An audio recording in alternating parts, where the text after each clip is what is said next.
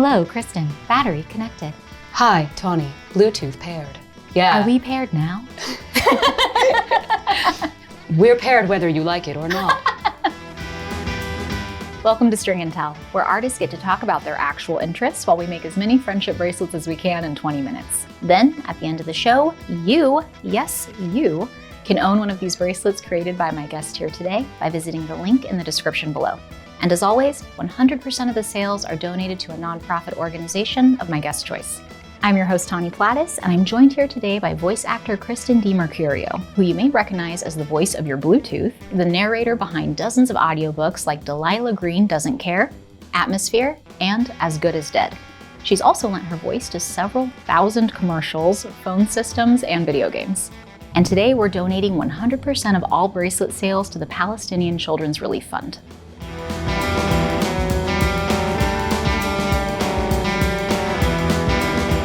It's a cute little frog. Yeah, it's super cute. I love that one. I've made a couple with the frog. How many have you made? I've made a few. We've had a few people on, so I've had quite a few. I haven't counted. I should.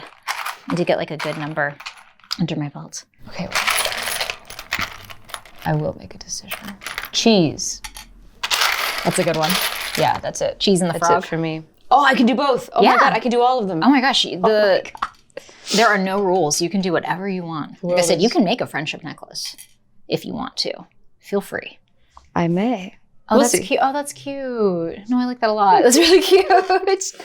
Oh my gosh. So something we have in common is that we both show up in a lot of places where people don't expect because of where our voices have been used. Yes. And a lot of people confuse us for each other. Yeah. I get tagged in a lot of your stuff. Yeah. You get tagged in a lot of my stuff. It cracks me up. I think that we ended up doing those automated voices, though, in very different ways.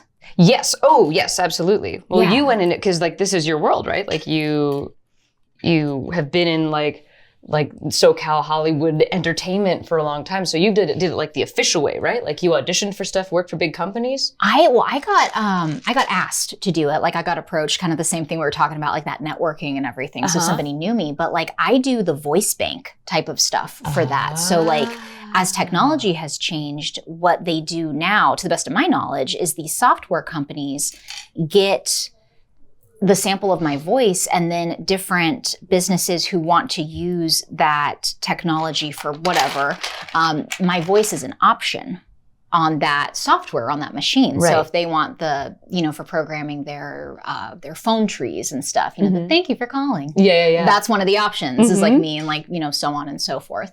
So that's how I got it. But from what I heard, that wasn't quite how you ended up, or like even how you recorded. No, not at all. Yeah. So I got into voice from fiction podcasts.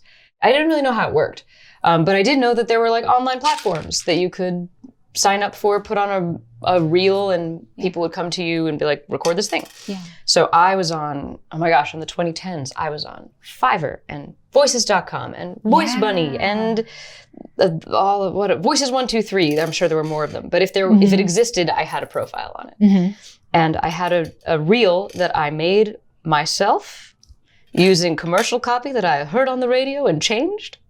I love that. I just cut it together, and I had some friends from the podcasting world who are audio engineers, and they helped me with my setup. So I basically made these profiles and just started getting work, delivering consistently. And one of the tags that I had for my Fiverr profile was Internet of Things, like IoT devices. Yeah.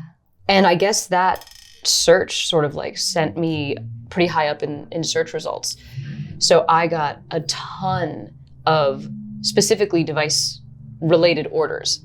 Sometimes they were for individual things where like it would say the name of the product, like, these headphones or this rice cooker or whatever. I did like a couple rice cookers. That's really funny.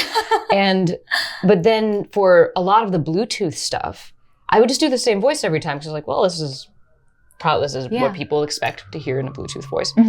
And it was like, I believe they got redistributed. So if it wasn't for a particular device, there were a couple that I'm fairly certain were sold. Yeah. Oh yeah. After the fact. Because I would, turn something on. I'd be like, hang on, who's that?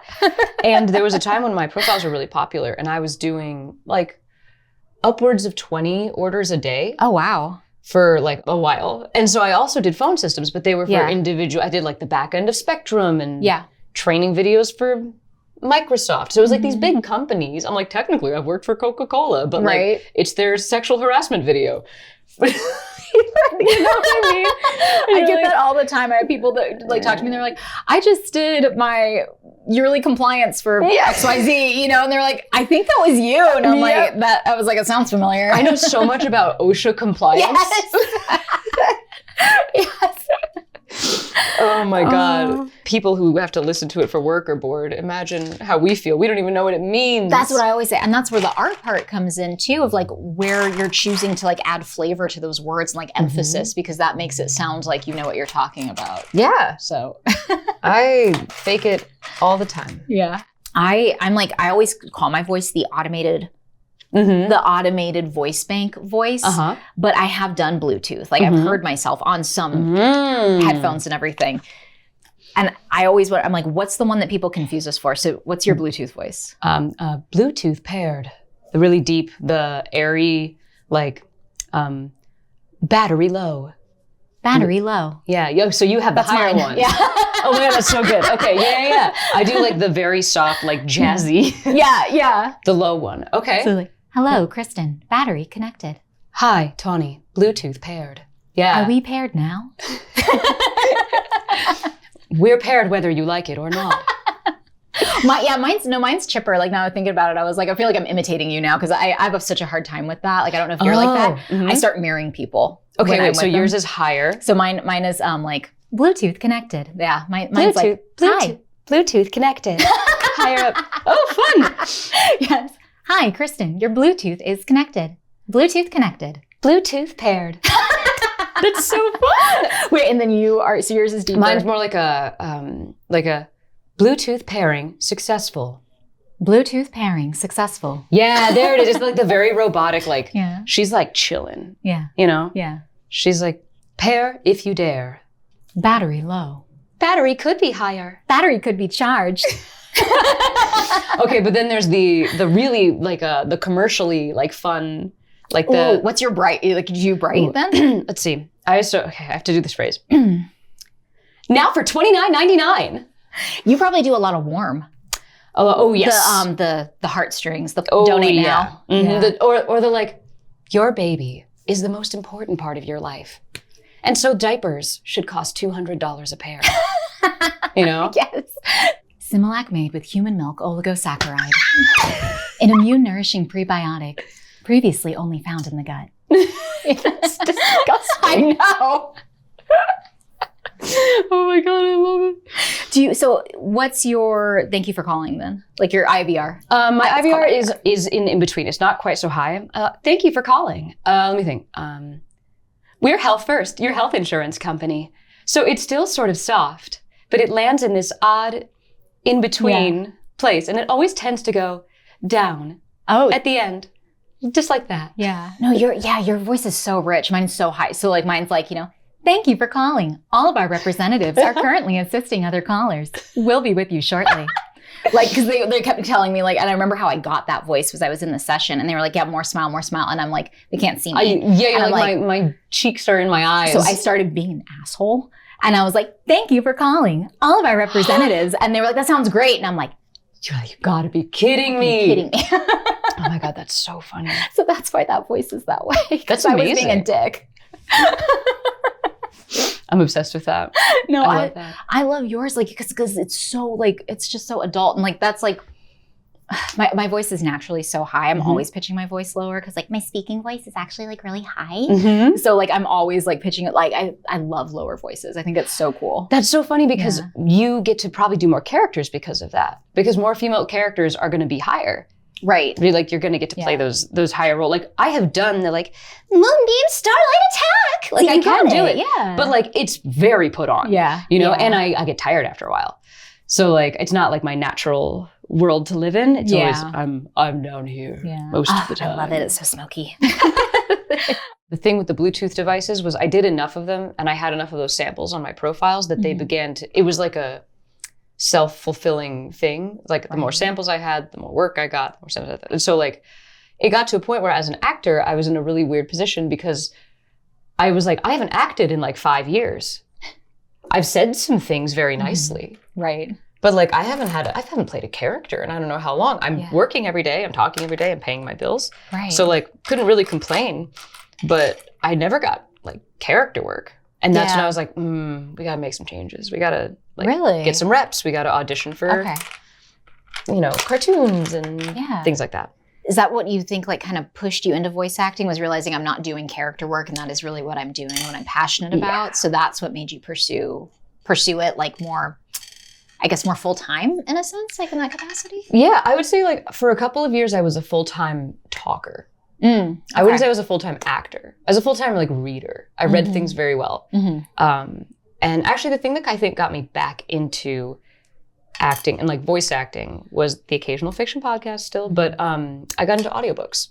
Yeah. Which I got into a really weird way.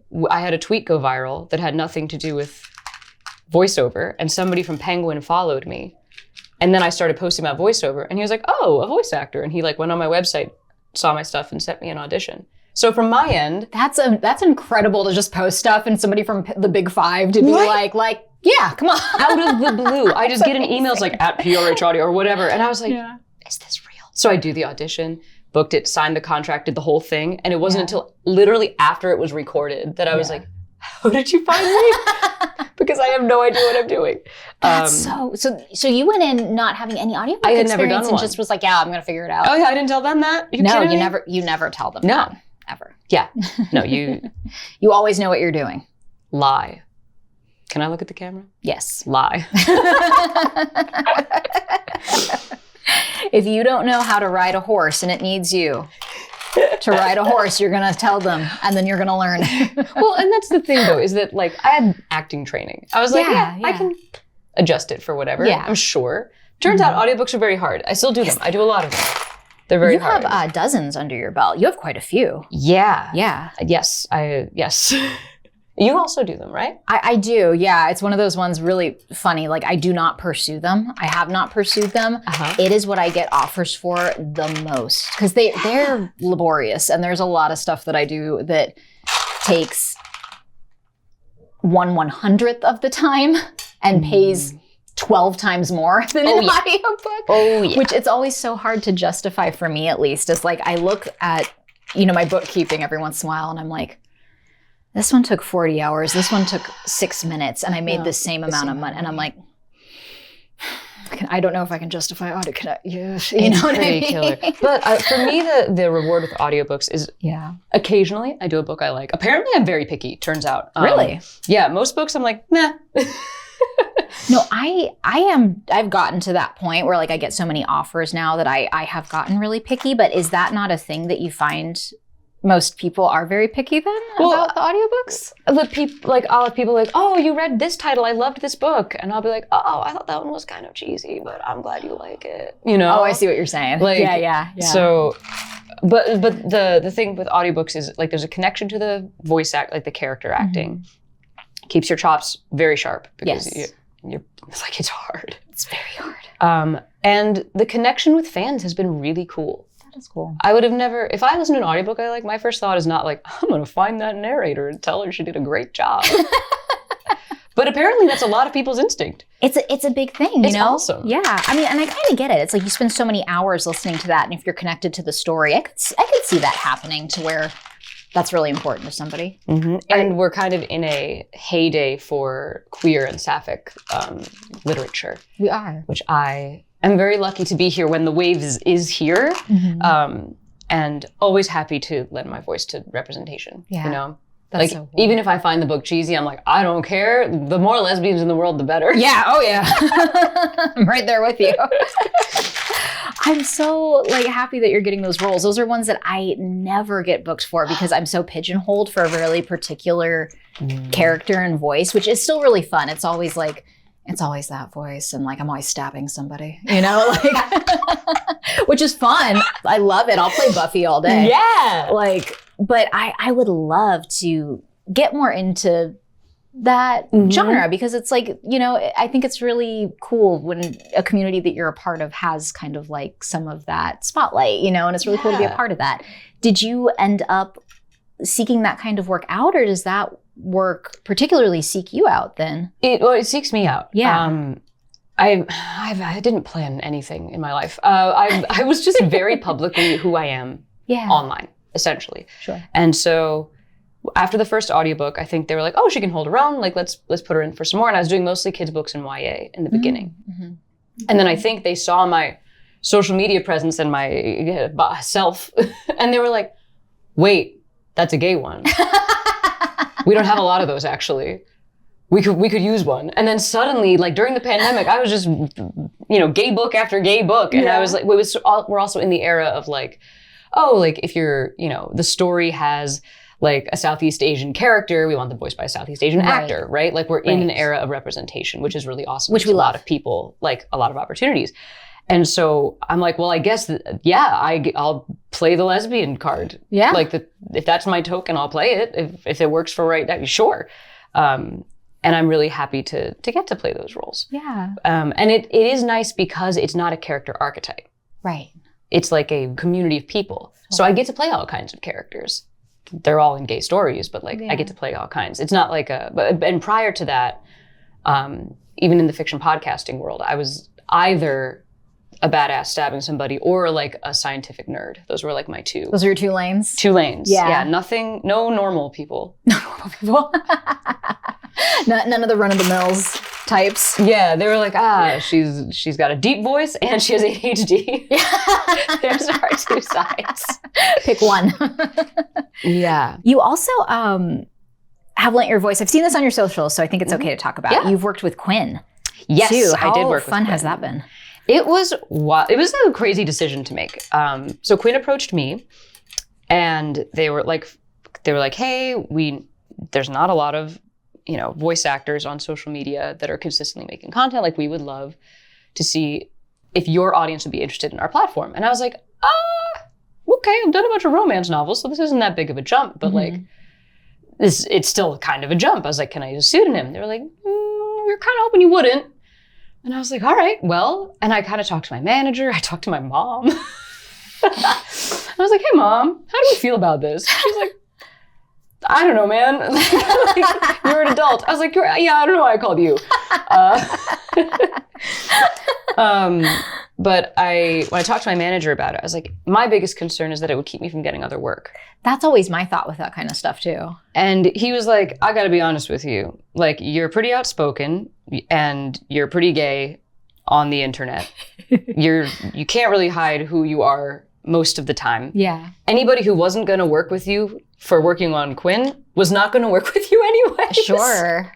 You know, it's like I had a friend who got a bunch of tattoos and was always said like, I would never want to work in a place that wouldn't want someone with tattoos. Right, exactly. It's like, if you don't want to work with me because I worked on Quinn, then we're probably not a good match. Right. You know? Well, because Quinn's a little, like, Quinn's spicy. Like, spicy. Yeah. Yeah. They gave me a login to be like, check it out and see what you think. And I was like, oh my. Shit. My stuff on there is a little less spicy, sorry. So, you know, a little more romantic. But it gets spicy. I hired a writer because I didn't want to figure it out myself. Really? That's so fun. How was that, working with the writer? Cool. Yeah. It felt, I mean, she was great at what she did. Mm-hmm. It felt good to be like, as actors, I'm always the person begging to be hired. So it was really cool to hire someone. Yeah, totally. Yeah. Mm-hmm. My experience with Quinn was, and the other side of that was I was like, what about my audience? The people that watch me, are they going to be turned off by this? Or people, no pun intended, are people going to be, am I going to get hate mail? Yeah. Like, what are we going to get? Yeah. And it was resoundingly positive. Yeah. In a way that was like, I couldn't have predicted. That's so good to hear. Yeah. People were like, oh my God, I loved the last one, as if we're talking about like a sandwich I made. And right. I was like, it's a little weird to know you listened to this, but I'm glad it was good. Yeah. Like, I'm glad you enjoyed it. Yeah, exactly. So, yeah, but that was like a risk I was willing to take. Yeah, you know? totally. Yeah. So you said you don't hire a whole lot of people. Like we're always like looking to get hired. Do you do all your own audio editing? Oh yeah. And everything you do? Oh Wow. yeah. I do all my own everything. The only other time I've hired people was for a podcast that I made. Mhm. I've mentioned fiction podcasts 18 times, but I love them. And I made a show called Brimstone Valley Mall, which is before Has Been Hotel was a thing. It's about a bunch of demons that work in a shopping mall in the 90s. That's cute. And it kind of has been hotel coded. Yeah. But we have 2 seasons of it, and I wrote, directed, produced, show ran the whole thing. I will never do it again. Not for you. Not once. Not one more thing. Never. If I have to look at another spreadsheet, it's over for everyone. And with how the industry is going, how are you feeling? Yeah. We both are feeling that's kind of the direction that everything is heading in terms of like entertainment is very much going to be like small, self-produced. So how are you navigating? I am learning that my mistake the first time around was trying to do too much of it myself. Right. I didn't have a lot of experience, but I had a lot of audacity. And so I was like, I can learn this software and this program and this, all of it. And to some degree we pulled it off, but like at what cost? My sanity. Your sanity, yeah. So what I'm learning is it's way more fun. It'll be a way better product and it's way more sustainable in community. Yeah. It's what you've talked about. It's having a bunch of best friends that are voice actors, but also meeting people that are good at the production part and like that. And, you know, gathering like a team of creatives, because then you're also like getting to work with your friends and giving them something to sort of carry them through the darkness that is the industry. Yeah. Like it's a way better way of doing it than like, I'm afraid to ask for help. I don't want to burden anybody with my creative project. So I will simply hole up in a dark room and not do it well. Yeah. You know? I completely agree. I think that we're very trained to be like that too, to be like so self-reliant and self-sufficient, and nothing gets made just on your own for the most. I mean, I say that, and then, you know, all my content that I'm posting right now is me talking in front of a green screen, but like, that's just what y'all have seen so far. Ooh, that's exciting. It is. I'm really excited, but you know, you have to collaborate with people. And I think with the way we're seeing the actual like industry in and of itself being like Hollywood, and how it seems to be, for lack of a better word, like changing very quickly. Maybe won't be how it's been. It's on much fire. Longer. She doesn't want to say it's on fire. It's crazy. It's crazy. I just don't think that Hollywood's going to be around much longer. Like, my prediction is that we're going to have, you know, a few really cool, big projects, like Marvel type of stuff a few times a year. And then like, you know, all the rom-coms and like the smaller stuff, the animated stuff, everything is going to be kind of self-produced, like Has Been Hotel, and then made available on places like YouTube and even TikTok and Instagram. And I think that's where people are already consuming so much of their entertainment. I think you're absolutely right. I think there will probably be a weird curveball of like a third option that's going to show up as well. But maybe that's because none of my plans ever work how I think they will. So I'm always like, there's going to be something weird that happens. But I do think that it's going to be the downside of everything falling and breaking apart into these little grassroots efforts is the lack of like protection. Yes. The lack of like safety and money and all of that. But there's the upside of it, which is like, it'll be like when movies were exciting in the beginning, you know, like people are just making stuff. Yeah, I totally agree. That is one of those tough ones where it's like, a renaissance is always exciting. That new frontier is always really exciting, but it's scary because everybody is going to lose a lot too or a lot of people are going to lose a lot in the process of that change happening. Yeah. But I kind of see like verticals going that direction. I would love for verticals to get good. I'm sorry if you love verticals. Yeah. I would love for them to get awesome. Yeah. You know, they're fun to watch. They can be, I've been in a couple. Don't look for them. Don't do it. Don't do it. Actually, they're very funny. You know I'm going to look for it. That's all I need to be told is like, don't go find it. And I'm like, that's all I'm going to do tonight is just search. There was one where I was like an evil witch and they were like, oh, like move your hands around like this, and like we're gonna CGI some swirly magic. And I was like, okay. And then I watched it. They added jack shit, nothing. I'm just like, at nothing. There's nothing. I love that. They saved all of the special effects for the werewolves, obviously. You know, you run out of money on those pretty quick. That's so funny. When did you do that? 2 years ago-ish. Oh, a couple years ago. Yeah. I think Okay. I've done 2 of them. Yeah. There's something really fun about being on those sets. It feels like kids playing pretend, which is really cool. Yeah. Which I imagine is how soap operas used to feel. Yeah, You know? totally. They're very soapy, the verticals. Yeah, they're super soapy. Which like I have like fun with those, like the camp. I love camp. I'm a big fan of camp. And I think that particular medium like really lends itself to being really campy because you only have so much time for a vertical. And, you know, if you're a fan of stuff like Riverdale even is camp and, you know, anything like that. Oh, look at you. That's cute. It's so jingly. It's really jingly. I like it. Do you help tying? Wait, let me give it 2 more little beads here so that the stars don't hit each other. It's very important. Astronomically. You can't have the stars bumping.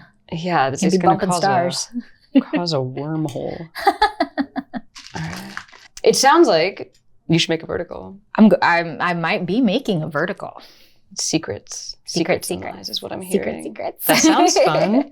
It is. It's been really cool. I mean, I think that you wouldn't call them verticals, but we see these other creators that are making stuff like Buddy Bistro. Yeah. Like that is, you know, almost daily he's releasing an episode and he has all these characters that are fleshed out and these really funny scripts and they're like 1 minute, 2 minute, you know. And there's a whole world. Yeah. Like you can, if you watch them all together, you get a whole world like you would a season of TV. Exactly.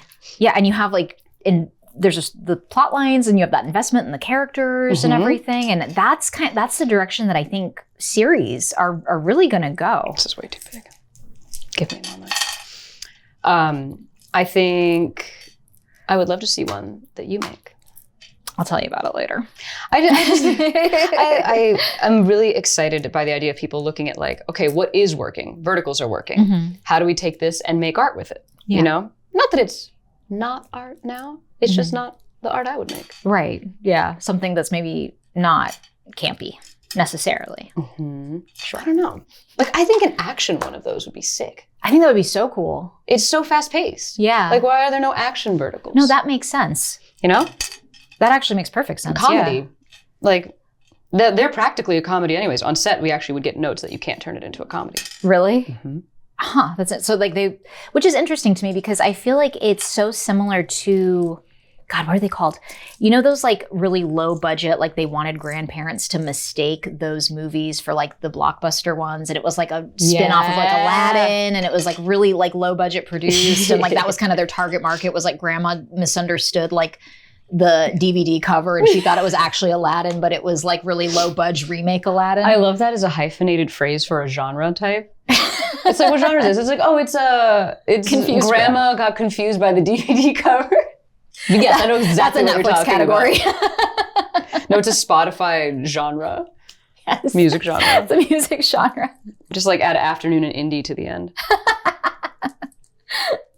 I should make this bigger because I have baby wrists. No. And if anybody else is going to wear this. I do too. That's why I mess up one every time because. Wait, you've already made 2? Yeah. Well, mine are little. You made a really like, you made 2 on one string. Hefty. It's hefty. It looks like it's a cute necklace. It is symmetrical. It's a frog and his snacks. He's eating some cheese and bananas, That's obviously. So cute. In space. These are actually mozzarella balls. Oh my God. Yeah, I see it. Yeah. Thanks. I thought you would. Banana and cheese. And it's the greatest combination of all time. Yeah. No, we should tie it before I do something crazy. Here, would you? Get it for you? Yeah. Did I do too much? I can make this work. That's the challenge. There we go. See? Look at that. Yeah, perfect. Yep. You ever been to a rave? Oh, this is why I got the inspiration. Okay, that's okay. Yeah, this is candy. Are you a raver at any point in your life? I just go when people invite me. Okay, no, that's great. I love casual. I feel like I wish people would be more okay with like, I feel like we can't do anything casually anymore. It's like, oh, you're not a real fan. I'm like, can I not like passively enjoy something? Yeah, right? I don't retain information in my head for very long or very much of it. So I love to go and experience things. I have a lot of trouble being like, oh yeah, my favorite DJ is blank. No, I'm the same way. And I feel like that's what's so wonderful about what we do as voice actors is it's right. We don't have to memorize shit. No, memorizing I can do. I can memorize a script pretty fast. Gotcha. But it's gone as soon as the scene's over. No, same. Yeah, that's when people like will ask me. They're like, "Was that you in XYZ?" I'm like, maybe. Like, I've been doing this like literally for decades at this point. I'm like, I don't remember what I've done and what I haven't done. Could be. Well, and then do you ever jump scare yourself? Yeah.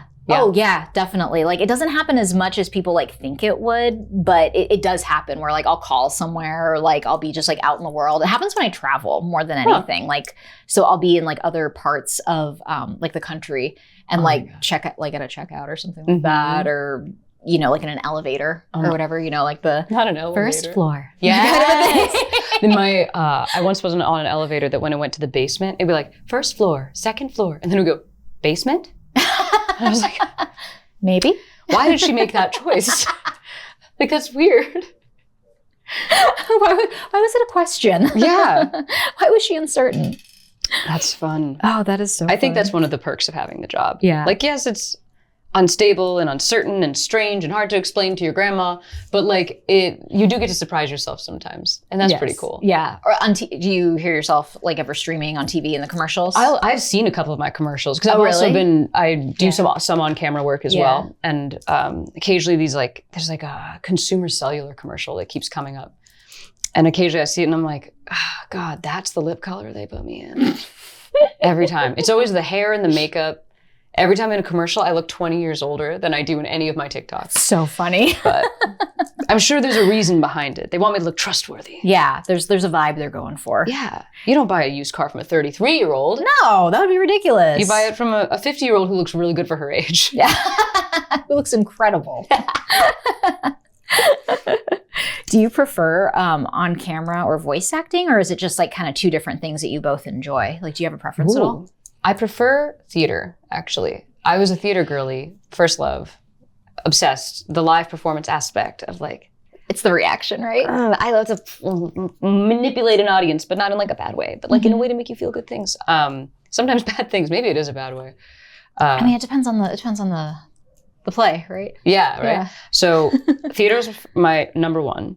Very hard to live in that world. So voiceover, I would say, is number two because of the range you get to play.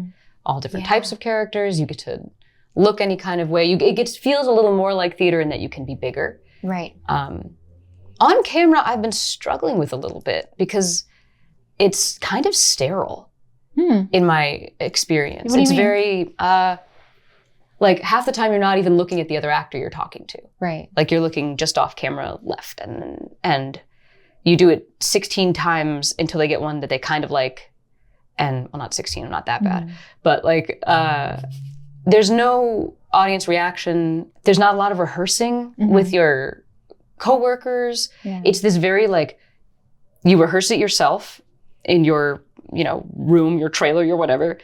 You go out, you do it a couple times, and then it's done and gone and over. And I have trouble connecting to it. Yeah. I think I do an okay job.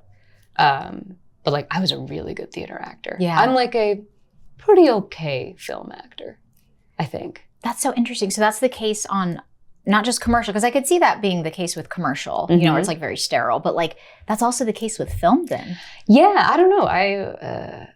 I haven't gotten comfortable enough on a set yet, I guess. Sure. Maybe. But I mostly live in voiceover these days. Right. So like, it's a little few and far between. Maybe if I was on set, boom, boom, boom, boom, I'd get used to it. I thought I'd like it a lot more than I do.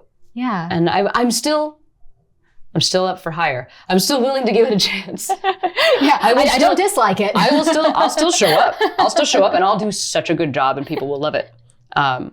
But to be totally honest, that's like kind of my journey with it is figuring out what that looks like. I've been watching a lot of improv and comedy recently and been thinking maybe that's a happy medium that does exist in LA. Yeah, totally. It's like there's live performance, there's some writing elements to it, there's some, I don't know, and it's here. There's not a lot of theater here, but there's a lot of comedy. Yeah. I am surprised that that's not something you're not already doing, because I just assumed, to be totally honest. I'm like, clearly you do improv and stand up. Like, you have such a good, for lack of a better word, like aura for it. That's awesome. Thank you. Yeah. Yeah, maybe I gotta make my tight 5 and do a stand-up set. No, I think you'd be great. I'll introduce you to some people. I can't wait to like hold a mic on stage and be like, so traffic. LA traffic. LA traffic and flying. So my wife said this thing. Just go full boomer, man. Yeah, exactly. That would actually be really funny. That would be funny. It would be surprising. And that's what comedy is, a subverting expectation, right? Yeah, exactly. Do you have any experience or interest in comedy stuff, or is it just in the voice acting world? No, I did for quite a while, actually. Yeah. Like I did a special. And no way. Yeah. Shut it was not up. like crazy big or anything like that, but like I made a few grand off of it. That's like it was pretty sick. nice, and it was like no money to put together, which was great. God. So I have to go find it. Well, I'll send it to you. Yeah. But no, I did stand up, and then for me, it was just like, it was actually, I think, kind of being in San Diego in that particular area, it doesn't really lend itself very well to my style, and then like who I am as, a woman, queer, like that kind of thing. Like, and I feel like it's like who I am, and then what I attract for some reason does not add up a lot in that scene. Oh no! So I got these guys out there, they were like, ugh, and I'm like, why are you here to see me? This is not my target audience. No, I'm I'm in Hillcrest for a reason. Where are all women at? No. And it was weird because like I did pretty well, and I got offers to do stuff, and it just like, I was like, I feel like I'm going to enjoy the writing and the performing more. And that's what really made me switch and put that energy into socials, and making those funny TikTok videos. That makes so much sense. Yeah. Because something I've always admired about your social media presence is, number one, you managed to actually stick to voiceover for the most part. We've talked about this a little bit. Yeah. But that just about everything I've seen you put out, it has been thought out and written. It's like a piece, Like they're each individual little portfolios of your ability to write, convey information, to be funny, to perform. It's all these little mini one-woman shows that all have a thought-out subject matter. They're very specific and direct. And I watch them and I'm like, oh my God, it's she's a machine. How is she doing this? That's part of my morning routine. Really? I get up, check my emails, and I'm having my coffee and everything. And then when I'm doing when I'm having my coffee, that's when I'm writing my bit for the day, typically. And I get the idea, I get inspired by something, and then I just go through, and the style I do is based off of when I did drag. So that was where I learned how to read. What? Yes. You have to stop talking to me. Did you do drag? No. Okay. So before we wrap up, I am going to have you do the 2-minute rapid fire challenge. Oh yeah. Okay, cool. You're going to make the very best bracelet you can in 2 minutes. So put as many beads, charms on this thing as you can. Okay. While you answer rapid fire questions. And then at the end of that final bracelet is going to live here in the studio. Everybody's made one, and we're making garland with your names on it. So it'll be this whole big thing that'll connect everybody. Okay. Yeah. Okay. All right, you ready? Yeah.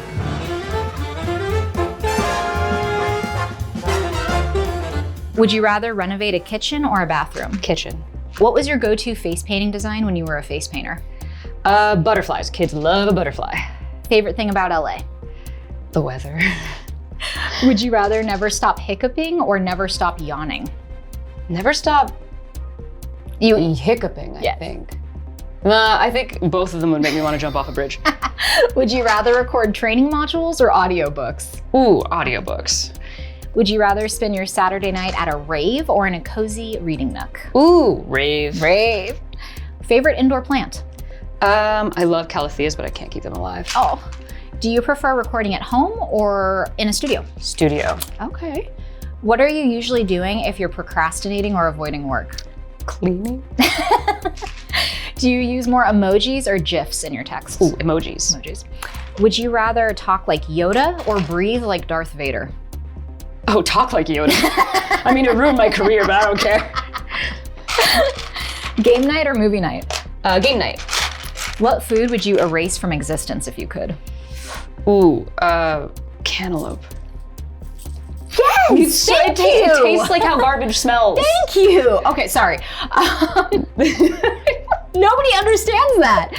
Horror film killer you think you could survive? Ooh,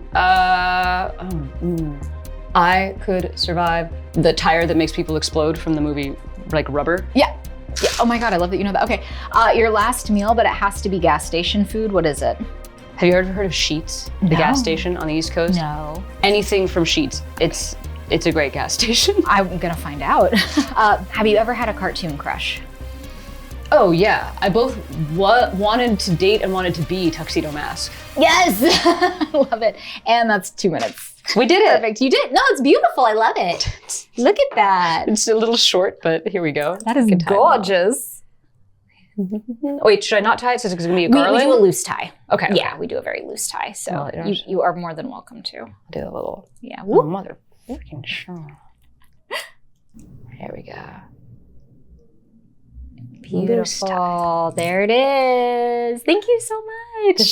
Thank you. This is so fun. I love that we're doing this. I'm so glad that you had a good time. I was hoping. I was like, I feel like we clicked. So, the thing with friendship bracelets is they're not supposed to just like live in a box or like stay with you. They're supposed to like go throughout the world and, you know, get passed around from person to person and like connect all of us in this like really sweet, like hippy dippy way. So I did make one for you. Wait, really? Yes. Yeah. So that one's for you. Yeah. It's so cute. So when the time is right, and like it's a you know kind of a thing, just pass it on to someone else and make sure you tell them to pass it on to somebody else. And then hopefully it's like connecting all of like us people that have like all these little connections with each other. Yeah. That's the best thing I've heard in a long time. Oh my God, thank you. I'm obsessed. Thank you so much for coming. Thanks for having me. Yes.